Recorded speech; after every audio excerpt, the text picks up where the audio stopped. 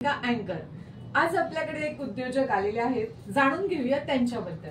Sir, तुमचं नाव? नमस्कार, मी दयानंद सोनताटे. तुमच्या बिझनेसचं नाव?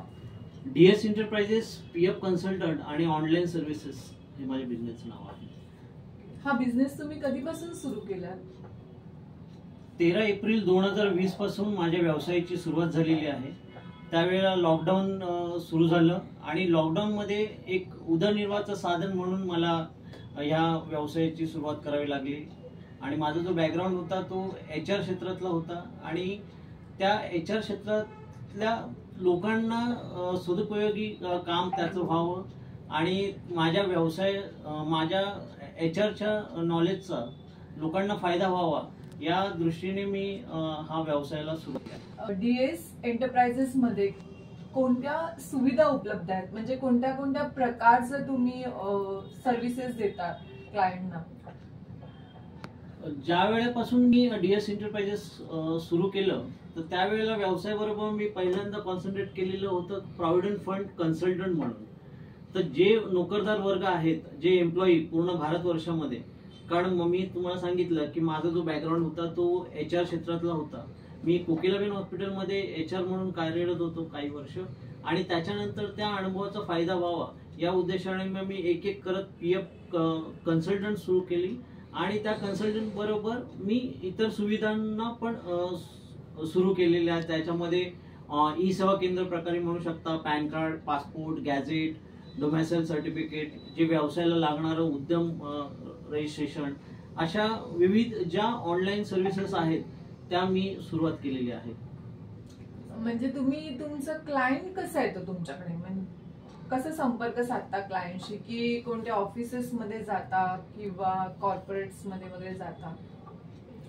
मुळात पाहायला गेलं तर आपण ऑनलाईन सर्व्हिसेस ज्या वेळेला मी सुरुवात केली PF कन्सल्टंट, तर त्यावेळेला जो नोकरदार वर्ग आहे, आज माझा जो 25 वर्ष मी HR क्षेत्राशी निगडीत असल्यामुळे जे माझे एम्प्लॉई होते, जे पूर्ण भारतवर्षामध्ये होते, तर त्याच्यामधून मग ते लोक मला कॉन्टॅक्ट करू शकले. एक एक करत मी आज मला अभिमान वाटतो की मी आज 1000+ व्यावसायिक एक नोकरदार व्यक्तींना मी त्यांचा प्रॉव्हिडंट फंड विड्रॉल करून दिलेला आहे.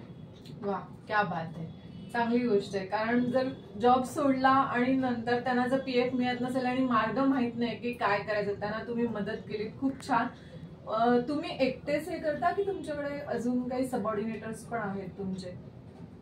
DS एंटरप्राइजेस ची माझी जी संकल्पना होती की मी माझ्या ज्या HR क्षेत्राचा जो नॉलेज आहे, तर त्या HR क्षेत्राच्या नॉलेजचा जो फायदा आहे, तर मी म्हटलं की आपल्या ज्या HR क्षेत्रातली जी नॉलेज आहे त्याचा इतर लोकांना त्याचा फायदा व्हावा आणि त्या नॉलेज डिस्ट्रीब्युशनच्या याच्यामध्ये मी सर्व जे प्रोप्रायटरशिप पद्धतीने म्हणू शकता, मोनोपोली म्हणू शकत नाहीये, तर आपण घर बसल्या त्या व्यक्तीला त्याचा प्रॉव्हिडंट फंड म्हणा किंवा कुठल्याही ऑनलाईन संदर्भामध्ये आपण त्याचा मदत करतोय. फक्त त्याला व्हॉट्सअपला डॉक्युमेंट्स पाठवायचे आणि त्या डॉक्युमेंट्स पाठवल्यानंतर विदिन, आज मला सांगायला आनंद वाटेल, काल एक उद्यम रजिस्ट्रेशनचं एक मला इन्क्वायरी मिळाली.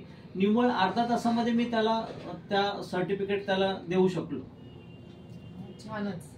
आणि नेहमीच म्हणजे सामान्य माणसाला कळत नसतं की नक्की कुठे जायचं, काय करायचं, कसं करायचं. जर नोकरीच गेली असेल किंवा नोकरी बदलली असेल तर आपला PF आपल्याला मिळेल नाही मिळेल खूप शंका असते आणि ते तुम्ही त्यांना सहाय्य करताय, खूप छानच काम करताय. पण अजून काही वैशिष्ट्य आहेत तुमच्या DS एंटरप्राइजेसची? DS एंटरप्राइजेसचं वैशिष्ट्य म्हणजे एक USP म्हणू शकता की आपल्याला कुठेही न येता पूर्ण भारतवर्षामध्ये, पूर्ण जगभरामध्ये, जे जगभरामध्ये आज तागायत मी जवळजवळ मलेशिया, लंडन अशा जे एम्प्लॉई होते त्यांचा भारतातला PF होता, त्याचा मी ते सेटल करून दिलेला आहे. आणि कुठल्याही भारतवर्षामध्ये UP, बिहार, ओरिसा म्हणजे कुठल्याही प्रांतांमधून ते लोक मला फक्त व्हॉट्सअपला डॉक्युमेंट पाठवायचे आणि विदिन त्या स्टिप्युलेटेड पिरियडमध्ये, ऑफिस आवर्समध्ये मी त्यांना त्यांचं काम करून देतो. मस्त. अजून तुम्हाला असं वाटतंय का की भावी पिढीने ह्याच्यात यावं, मदत करावी एकमेकांना, किंवा तुम्ही त्यांना काही संदेश देऊ इच्छिता? मी संदेश एवढाच देऊ शकतो की जे आपल्या नॉलेजचं म्हणजे कुठल्याही क्षेत्रातली नॉलेज आहे.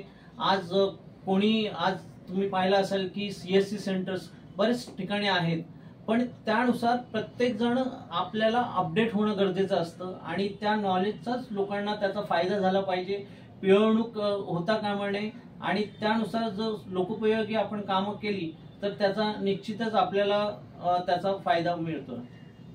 आणि अजून पण तुम्ही काही सर्व्हिसेस इन्क्लूड करू इच्छिता का? म्हणजे काही वेगळं असू शकतं का? जसं HR सोल्युशन्स आहेत, कन्सल्टन्सी वगैरे असते, तर त्या संदर्भात पण तुम्हाला अजून काही याच्यात ऍड ऑन करायचंय की तुम्ही हेच पुढे कॅरी ऑन करणार आहात?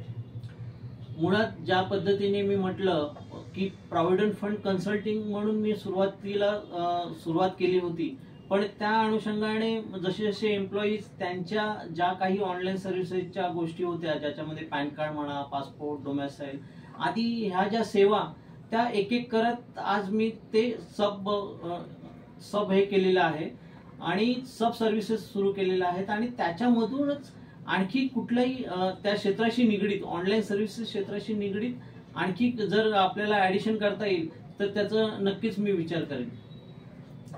फारच छान. तुम्ही अशी बहुमूल्य माहिती दिली त्याबद्दल तुमचे धन्यवाद. थँक्यू. धन्यवाद.